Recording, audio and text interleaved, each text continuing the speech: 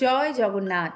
নমস্কার বন্ধুরা, উল্টো রথযাত্রা শুভ তিথিতে পালন করুন এই কয়েকটি জ্যোতিষ টোটকা।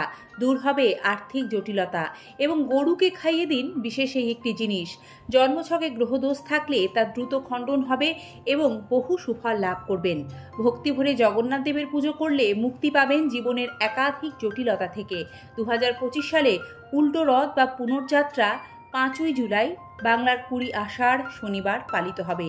সোজা রথ ও উল্টো রথ এই দুই নিয়েই রথযাত্রা মহোৎসবের সম্পূর্ণ প্রক্রিয়াটি। একে অপরকে ছাড়া রথযাত্রা কিন্তু অসম্পূর্ণ। সে কারণে সোজা রথের মতোই উল্টো রথও সমানভাবে গুরুত্বপূর্ণ।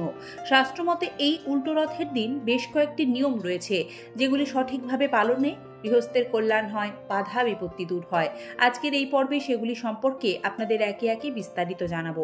তবে মূল পর্বে প্রবেশের আগে বরাবরের মতোই সিংহরায় ডোরবেলে সনাতনী বার্তার নতুন আরও একটি পর্বে সকল দর্শক শ্রোতাকে স্বাগত জানিয়ে আমরা আলোচনায় প্রবেশ করছি। বন্ধুরা, উল্টো রথযাত্রা শুভ তিথিতে শ্রী জগন্নাথ মন্দিরে ফল প্রদান করুন।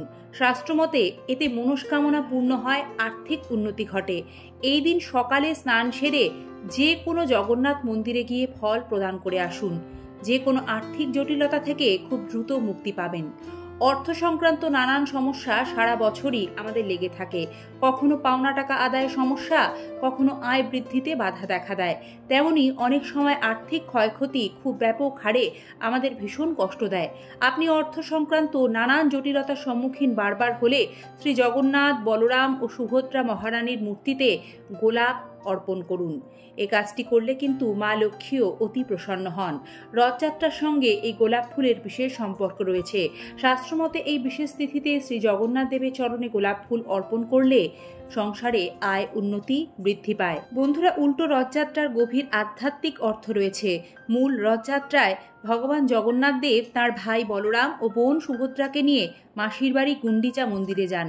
সেখানে 1 সপ্তাহ অবস্থানের পর তাঁরা আবার নিজ গৃহে ফিরে আসেন। এই যে ফিরে আসা, এটাই উল্টো রথ বা বাহুড়া যাত্রা।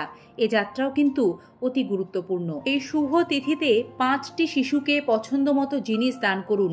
শাস্ত্রে উল্টো রথযাত্রায় এই টোটকা পালনেও আর্থিক উন্নতি ঘটে। তেমনি এই উল্টো রথযাত্রায় একটি লাল কাপড়ে 7টা ফুল সমেত লবঙ্গ, 2টো কর্পূর, 7টা তুলসী ও একটি গোলাপ বেঁধে শ্রী জগন্নাথ দেবকে অর্পণ করুন। শুভ তিথিতে এই বিশেষ কয়েকটি মঙ্গল সামগ্রী শ্রী জগন্নাথ দেবকে অর্পণ করলে যে কোনো কঠিন সমস্যা থেকে দ্রুত বেরিয়ে আসতে পারবেন এবং মনস্কামনা পূর্ণ হয়। বন্ধুরা, এবারে আমরা জানব উল্টো রথের বিশেষ দিনটিতে গরুকে কোন খাবার খাওয়ালে ভাগ্যোদয় ঘটে। পশু পাখিদের খাবার খাওয়ানো সবসময়ের জন্যই ভালো, তবে উল্টো রথযাত্রার মতো পবিত্র তিথিতে এই কাজটি শুভ সূচনা করলে ফল প্রদান করবে খুব দ্রুত। পশু পাখিদের খাবার খাওয়ানোর মাহাত্ম্য হিন্দু শাস্ত্রে উল্লিখিত পঞ্চবলী কর্মের মধ্যে অন্যতম। পুরাণ অনুযায়ী গরুর মধ্যে 33 কোটি দেবদেবীর বাস। অথর্ববেদ অনুযায়ী ধনু সদানাম রৈনাম, অর্থাৎ গরু সমৃদ্ধির মূল উৎস। গরু ইতিবাচক শক্তিতে সমৃদ্ধ। বন্ধুরা, এছাড়াও গরু ভগবান শ্রীকৃষ্ণের অত্যন্ত প্রিয়। প্রাচীনকাল থেকে ভারতে গবাদি পশুকে প্রধান সম্পদ হিসেবে বিবেচনা করা হয়ে আসছে। আমাদের হিন্দু ধর্মগ্রন্থ ও বেদে আমরা গো রক্ষা, গো মহিমা, গো পালন ইত্যাদির অনেক উল্লেখ পাই। সমুদ্র মন্থনের সময় যে 14টি রত্ন উত্থিত হয়েছিল তার মধ্যে অন্যতম গরু, যা কামধেনু গরুরূপে সমুদ্র মন্থন থেকে রত্নরূপে প্রাপ্ত হয়েছিল। বন্ধুরা, শাস্ত্রমতে গরুর মধ্যে নিহিত এই শক্তি ভাণ্ডার ভাগ্যোদয় ঘটাতে পারে। তবে গরুকে খাবার খাওয়ানো সঠিক একটি নিয়ম রয়েছে, যেটি পালন করলে তবেই তার পূর্ণ ফল লাভ করা যায়। সনাতন ধর্মে রান্নার প্রথম রুটি গরুকে খাওয়ানো উচিত বলে মনে করা হয়। তাই উল্টো রথযাত্রার শুভ দিনে আপনার বাড়িতে রান্না করা প্রথম রুটিটি গরুর জন্য রাখুন এবং গরুকে খাইয়ে দিন। এতে ঘরে সুখ সমৃদ্ধি বজায় থাকবে। উল্টো রথযাত্রার শুভ দিনে কাজটি সূচনা করুন এবং নিয়মিত এ কাজটি করতে থাকুন। জীবনে বা কর্মে যারা বারবার বাধার সম্মুখীন হন, প্রচুর চেষ্টার পরেও কিছুতেই ভাগ্যোদয় হচ্ছে না, তারা এই উল্টো রথযাত্রার শুভ দিনে রুটির মধ্যে একটু আখি গুড় মিশিয়ে গরুকে খাওয়াতে পারেন। এমন করলে অবশ্যই জীবনে উন্নতি ও সাফল্য আসবে। শাস্ত্রমতে জীবনে শান্তি ও সমৃদ্ধির দ্বার উন্মুক্ত হয় প্রতিদিন গরুকে রুটি খাওয়ালে। এছাড়াও বৃহস্পতি ও শুক্র গ্রহ শক্তিশালী হয়, যার ফলে ধন সমৃদ্ধি লাভ হয়। যারা শনির দশায় ভুগছেন, শনির দোষ দূর করতে চাইলে উল্টো রথযাত্রার পবিত্র দিনে কালো গরুর সেবা ও পুজো করুন। এরপর কালো গরুকে কুমকুম ও চাল নিবেদন করুন।